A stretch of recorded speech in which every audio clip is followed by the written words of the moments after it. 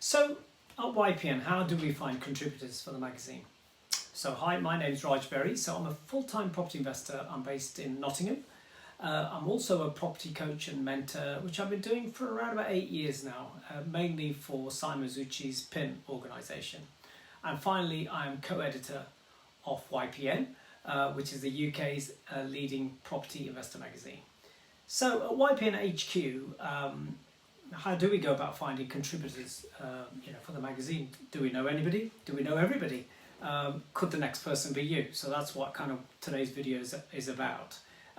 So investor contributors are primarily for the monthly feature or theme, if you like. But depending on the space we have from issue to issue, there may be an opportunity for 1 or 2 additional articles which are what we call standalone or one-offs. And they're not related to the main feature of the magazine. So you should always contact us, you never know. So on the last video I went through the upcoming May issue of YPN, which will focus on investing in the UK holiday let market. So as I mentioned previously, we get investors approaching us all the time. I mean, I get lots of emails during the week for people wanting to be featured in the magazine. They want to appear in the magazine for various reasons. And obviously, they may well have a project they want to talk about, or perhaps a strategy they want to talk about, and all are welcome. Of course they are. But one person who does holiday lets, when we're focusing on that particular feature, is based in Cornwall, had already approached us. So we'd already logged his inquiry onto our internal Trello board. Everything that we get as an inquiry is logged. It's never forgotten. And as the co-editor, one of my key roles is to secure around about 4 contributors per magazine issue for the editorial.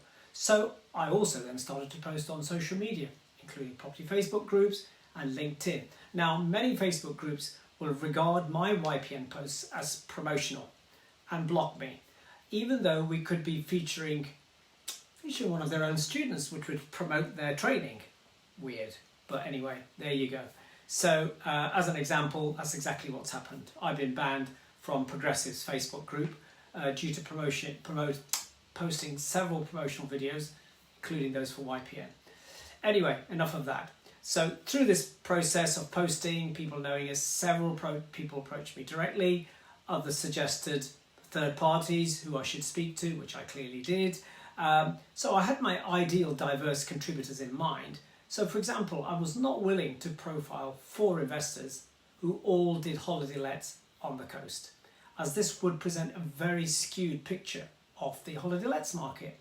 And a long shot of this process, because we are talking about how contributors become involved with YPN, so I managed to get 4 investors on board. So the question is, can you get in through the back door because you know me?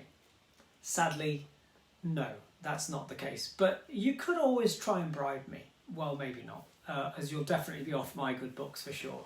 But if as an investor, you happen to be working on something that we could, run in a forthcoming theme, you're likely to be bumped up because we're considering that theme for the month. So my advice is, regardless, always get in touch with me or one of the team, because you never know.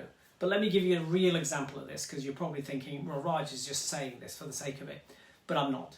So for the 2020 issue of YPN, we had decided a few months earlier that we would choose to focus on due diligence, a very, very important process.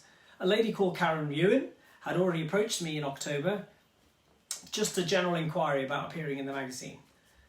What she didn't know was that 2 months earlier, we had been talking about December, and I felt that her content was very professional, very well put together, and formed a key part of the due diligence theme for December 2020, which was how to present professional investor packs.